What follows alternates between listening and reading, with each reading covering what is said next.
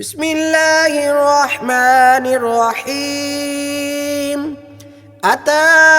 أمر الله فلا تستعجلوه سبحانه وتعالى عما يشركون ينزل الملائكة بالروح من أمره على من يشاء من عباده أن أنذروا أنه لا إله إلا أنا فاتقون خلق السماوات والأرض بالحق تعالى عما يشركون خلق الإنسان من نطفة فإذا هو خصيم مبين والأنعام خلقها لكم فيها دفء ومنافع ومنها تأكلون ولكم فيها جمال حين تريحون وحين تسرحون وتحمل أثقالكم إلى بلد لم تكونوا بالغيه إلا بشق الأنفس إن ربكم لرؤوف رحيم والخيل والبغال والحمير لتركبوها وزينة ويخلق ما لا تعلمون وعلى الله قصد السبيل ومنها جائر ولو شاء لهديناكم أجمعين هو الذي أنزل من السماء ماء لكم منه شراب ومنه شجر فيه تسيمون ينبت لكم به الزرع والزيتون والنخيل والأعناب ومن كل الثمرات إن في ذلك لآية لقوم يتفكرون وسخر لكم الليل والنهار والشمس والقمر والنجوم مسخرات بأمره إن في ذلك لآيات لقوم يعقلون وما ذرأ لكم في الأرض مختلفا ألوانه إن في ذلك لآية لقوم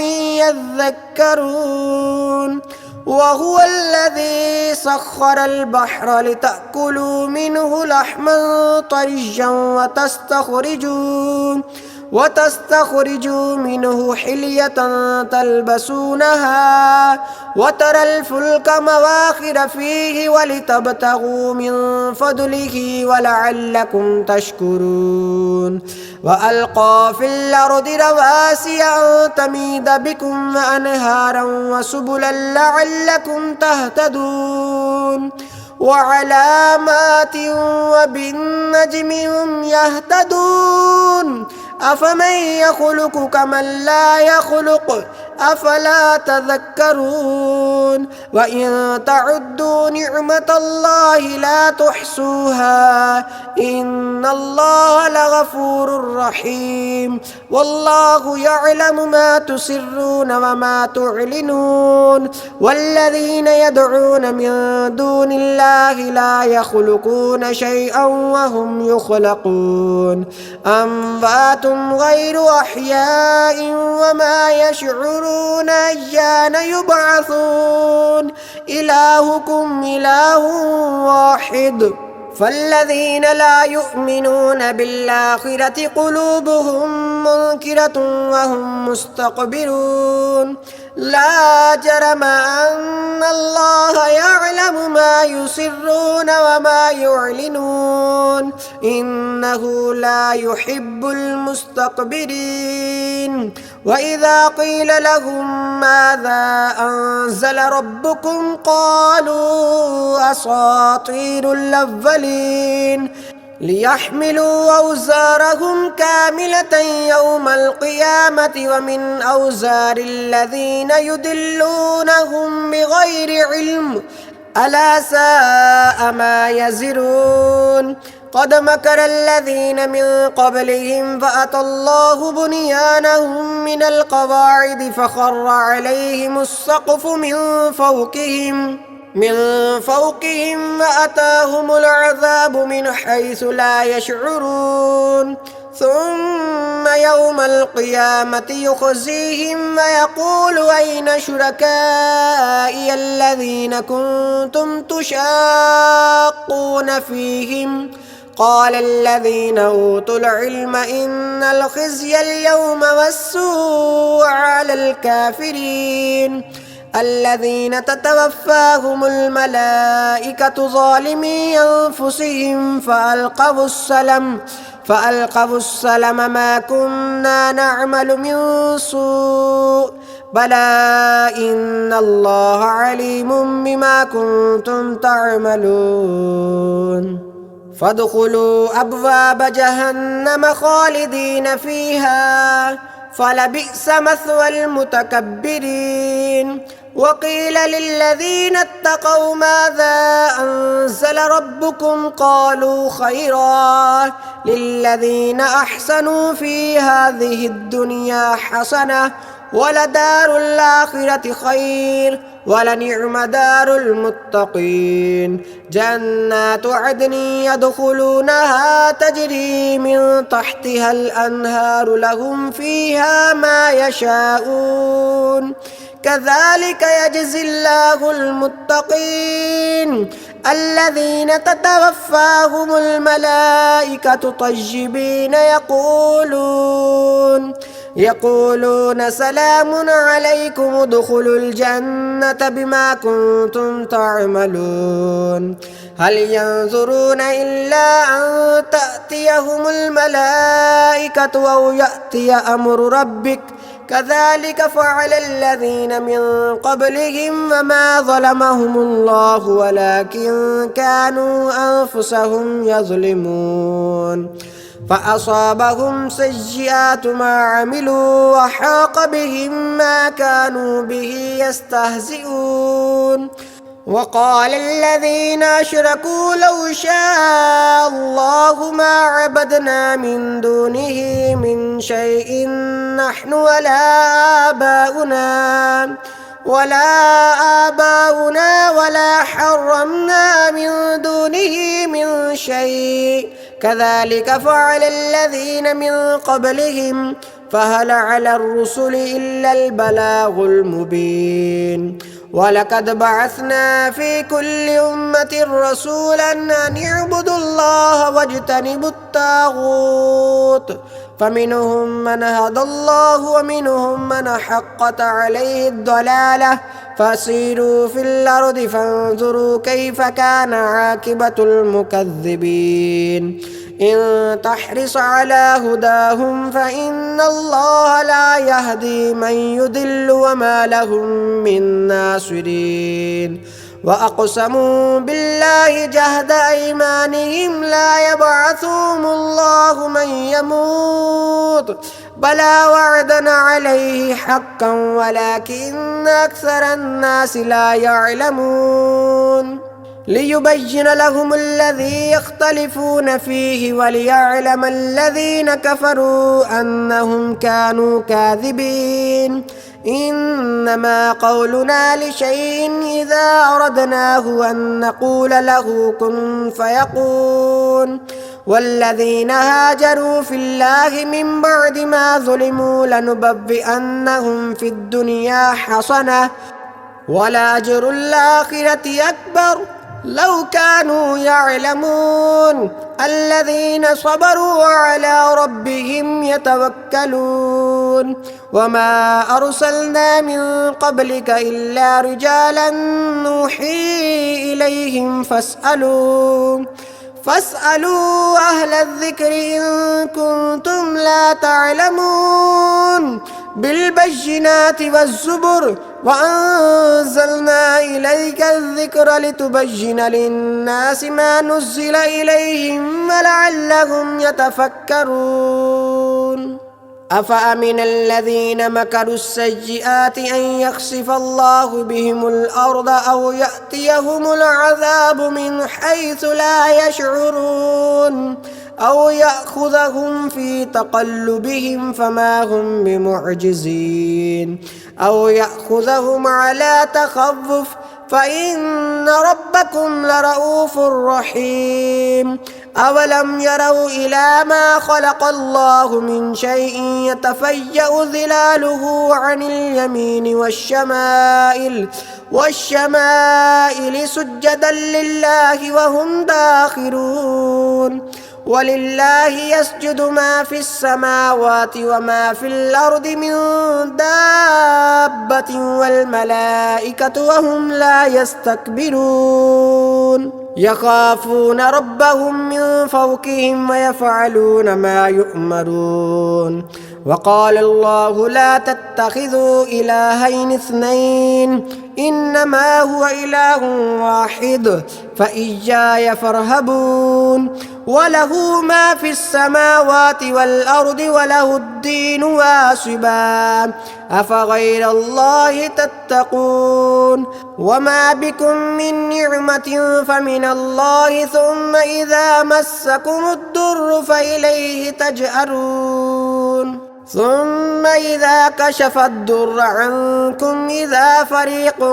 منكم بربهم يشركون ليكفروا بما آتيناهم فتمتعوا فسوف تعلمون ويجعلون لما لا يعلمون نصيبا مما رزقناهم تالله لتسألن عما كنتم تفترون ويجعلون لله البنات سبحانه ولهم ما يشتهون وإذا بشر أحدهم بالأنثى ظل وجهه مسودا وهو كظيم يتوارى من القوم من سوء ما بشر به أيمسكه على هون أم يدسه في التراب ألا ساء ما يحكمون للذين لا يؤمنون بالآخرة مثل السوء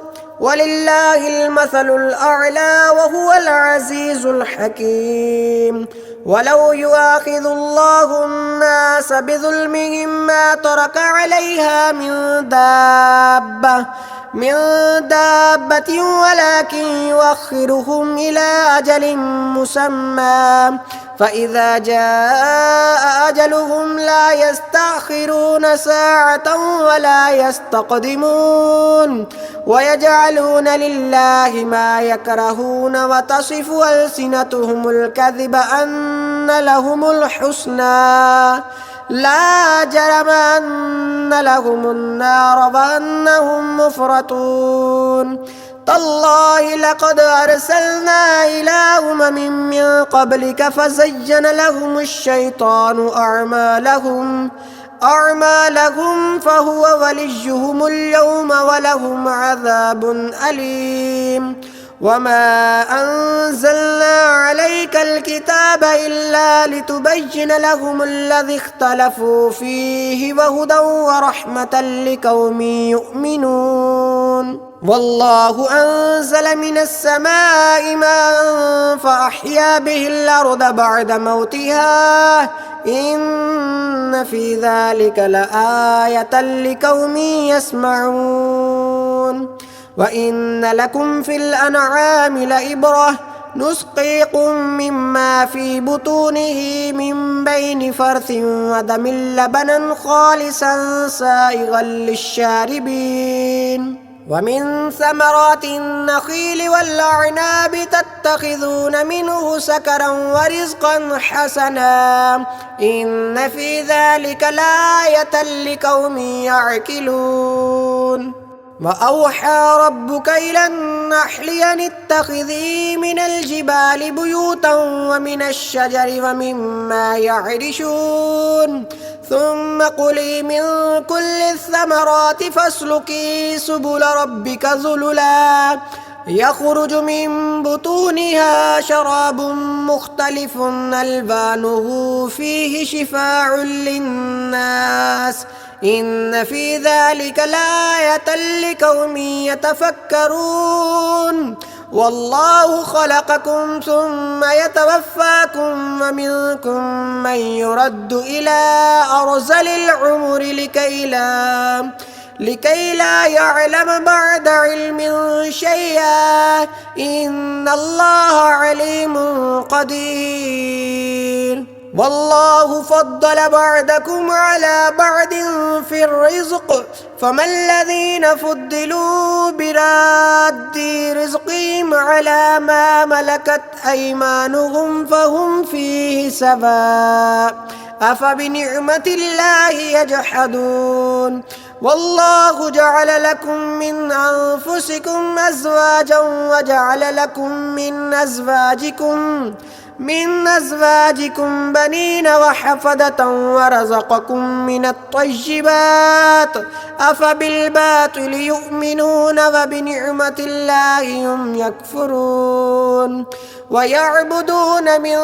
دون الله ما لا يملك لهم رزقا من السماوات والأرض شيئا ولا يستطيعون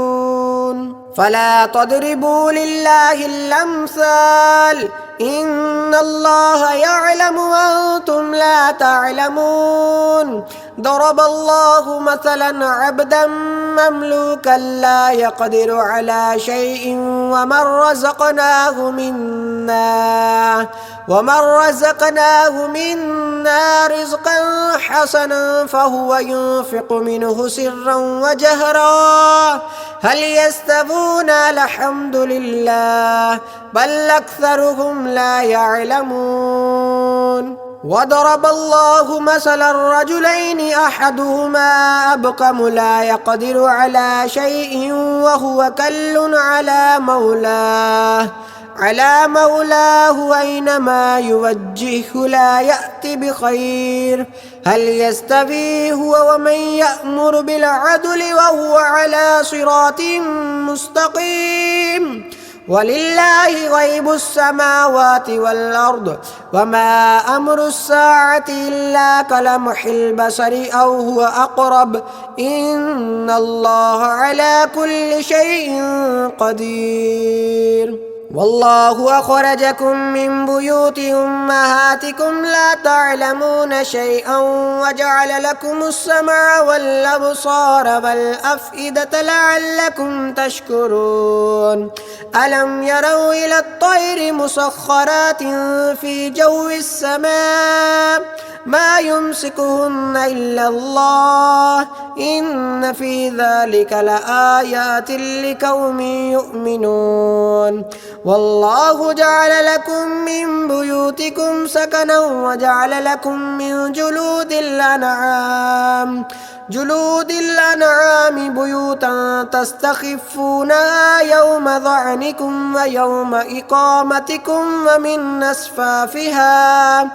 ومن أصوافها وأوبارها وأشعارها أثاثا ومتاعا إلى حين والله جعل لكم مما خلق ظلالا وجعل لكم من الجبال أكنانا وجعل لكم سرابيل تقيكم الحر وسرابيل تقيكم بأسكم كذلك يتم نعمته عليكم لعلكم تسلمون فإن تولوا فإنما عليك البلاغ المبين يعرفون نعمة الله ثم ينكرونها وأكثرهم الكافرون ويوم نبعث من كل أمة شهيدا ثم لا يؤذن للذين كفروا ولا هم يستعتبون وإذا رأى الذين ظلموا العذاب فلا يخفف عنهم ولا هم ينظرون وإذا رأى الذين أشركوا شركاءهم قالوا ربنا هؤلاء شركاؤنا الذين كنا ندعو من دونك فألقوا إليهم القول إنكم لكاذبون وألقوا إلى الله يومئذ السلم وضل عنهم ما كانوا يفترون الذين كفروا وصدوا عن سبيل الله زدناهم عذابا فوق العذاب بما كانوا يفسدون ويوم نبعث في كل أمة شهيدا عليهم من أنفسهم وجئنا بك شهيدا على هؤلاء ونزلنا عليك الكتاب تبيانا لكل شيء وهدى ورحمة وبشرى للمسلمين إن الله يأمر بالعدل والإحسان وإيتاء ذي القربى وينهى عن الفحشاء والمنكر والبغي يعظكم لعلكم تذكرون وأوفوا بعهد الله إذا عاهدتم ولا تنقضوا الأيمان بعد توكيدها وقد جعلتم الله عليكم كفيلا إن الله يعلم ما تفعلون ولا تكونوا كالتي نقضت غزلها من بعد كفة أنكاثا تتخذون أيمانكم دخلا بينكم أن تكون أمة هي أربى من أمة إنما يبلوكم الله به وليبينن لكم يوم القيامة ما كنتم فيه تختلفون ولو شاء الله لجعلكم أمة واحدة ولكن يضل من يشاء ويهدي من يشاء ولتسألن عما كنتم تعملون ولا تتخذوا أيمانكم دخلا بينكم فتزل قدم بعد ثبوتها وتذوقوا السوء بما صددتم عن سبيل الله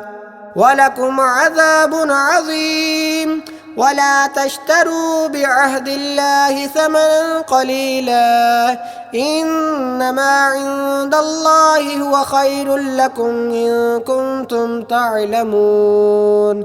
ما عندكم ينفد وما عند الله باق ولنجزين الذين صبروا أجرهم بأحسن ما كانوا يعملون من عمل صالحا من ذكر أو أنثى وهو مؤمن فلنحيينه حياة طيبة ولنجزينهم أجرهم بأحسن ما كانوا يعملون فإذا قرأت القرآن فاستعذ بالله من الشيطان الرجيم إنه ليس له سلطان على الذين آمنوا وعلى ربهم يتوكلون إنما سلطانه على الذين يتولونه والذين هم به مشركون وإذا بدلنا آية مكان آية والله أعلم بما ينزل قالوا إنما أنت مفتر بل أكثرهم لا يعلمون قل نزله روح القدس من ربك بالحق ليثبت الذين آمنوا وهدى وبشرى للمسلمين ولقد نعلم أنهم يقولون إنما يعلمه بشر لسان الذي يلحدون إليه أعجمي وهذا لسان عربي مبين إن الذين لا يؤمنون بآيات الله لا يهديهم الله ولهم عذاب أليم إنما يفتر الكذب الذين لا يؤمنون بآيات الله وأولئك هم الكاذبون. من كفر بالله من بعد إيمانه إلا من أكره وقلبه مطمئن بالإيمان ولكن من شرح بالكفر صدرا فعليهم غضب من الله ولهم عذاب عظيم. ذلك بأنهم استحبوا الحياة الدنيا على الآخرة وأن الله لا يهدي القوم الكافرين. أولئك الذين طبع الله على قلوبهم وسمعهم وأبصارهم وأولئك هم الغافلون. لا جرم أنهم في الآخرة هم الخاسرون. ثم إن ربك للذين هاجروا من بعد ما فنتوا ثم جاهدوا وصبروا إن ربك من بعدها لغفور رحيم. يوم تأتي كل نفس تجادل عن نفسها وتوفى كل نفس ما عملت وهم لا يظلمون. وضرب الله مثلا قرية كانت آمنة مطمئنة يأتيها رزقها رغدا من كل مكان فكفرت بأنعم الله فأذاقها الله لباس الجوع والخوف بما كانوا يصنعون. ولقد جاءهم رسول منهم فكذبوه فأخذهم العذاب وهم ظالمون. فكلوا مما رزقكم الله حلالا طيبا واشكروا نعمة الله إن كنتم إياه تعبدون. إنما حرم عليكم الميتة والدم ولحم الخنزير وما أحل لغير الله به فمن اضطر غير باغ ولا عاد فإن الله غفور رحيم. ولا تقولوا لما تصف ألسنتكم الكذب هذا حلال وهذا حرام لتفتروا على الله الكذب إن الذين يفترون على الله الكذب لا يفلحون. متاع قليل ولهم عذاب أليم. وعلى الذين هادوا حرمنا ما قصصنا عليك من قبل وما ظلمناهم ولكن كانوا أنفسهم يظلمون. ثم إن ربك للذين عملوا السوء بجهالة ثم تابوا من بعد ذلك وأصلحوا إن ربك من بعدها لغفور رحيم. إن إبراهيم كان أمة كانتا لله حنيفا ولم يك من المشركين شاكرا لأنعمه اجتباه وهداه إلى صراط مستقيم. وآتيناه في الدنيا حسنة وإنه في الآخرة لمن الصالحين. ثم أوحينا إليك أن اتبع ملة إبراهيم حنيفا وما كان من المشركين. إنما جعل السبت على الذين اختلفوا فيه وإن ربك ليحكم بينهم يوم القيامة فيما كانوا فيه يختلفون. ادع إلى سبيل ربك بالحكمة والموعظة الحسنة وجادلهم بالتي هي أحسن إن ربك هو أعلم بمن ضل عن سبيله وهو أعلم بالمهتدين. وإن عاقبتم فعاقبوا بمثل ما عوقبتم به ولئن صبرتم لهو خير للصابرين واصبر وما صبرك إلا بالله ولا تحزن عليهم ولا تك في ضيق مما يمكرون إن الله مع الذين اتقوا والذين هم